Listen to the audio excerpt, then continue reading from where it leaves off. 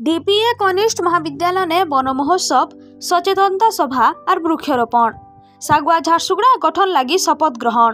कुलाबिरा block बाघमरार DPA कनिष्ठ महाविद्यालय अध्यक्ष मधुसूदन बलवंत राय सभापतित्व ने समलेश्वरी सेवा संघाड़ू कॉलेज सभागृह ने वन महोत्सव सचेतनता सभा संगे वृक्षरोपण कार्यक्रम अनुष्ठित हो विशिष्ट परिवेशविद तथा अवसरप्राप्त अध्यक्ष सुभाष चंद्र नायक मुख्य अतिथि भाव जोग देकरी झारसुगुड़ा जिला के सबुजमय करबार ने युव और छात्र समाज प्रमुख भूमिका रही बोली कहिथिले।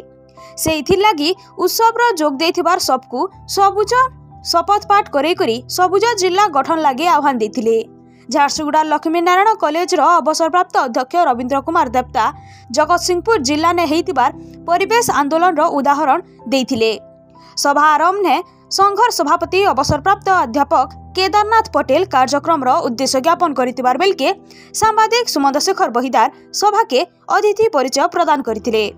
दूसरा मानकर भितरे अवसर प्राप्त प्राध्यापक रोहित कुमार पटेल, परिवेश संग्रामी सत्यनारायण राव, इ कॉलेज नु अवसर प्राप्त अध्यक्ष सुकांत कुमार पटेल प्रमुख सम्मानित अतिथि भावे जोग देकरी सभे निज जन्मदिन और स्मरणीय दिन रे गुटे चारारोपण करबार के आह्वान देथिले।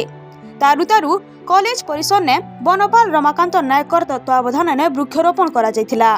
कोलाबिरा ब्लॉक वरिष्ठ नागरिक संघ सभापति बिहारीलाल नायक धन्यवाद अर्पण करथिले। दूसरा मानकर भितरे संघर सभ्य अरुण पटेल, बांछानिधि साहू, सूर्यकांति चांद, दीपिका सिंह, पूर्णमी केछु, लतिका साहू, प्रकृति बंधु लालराम छत्रिया प्रमुख कार्यक्रम के परिचालना करथिले। ब्यूरो रिपोर्ट दहना टीवी।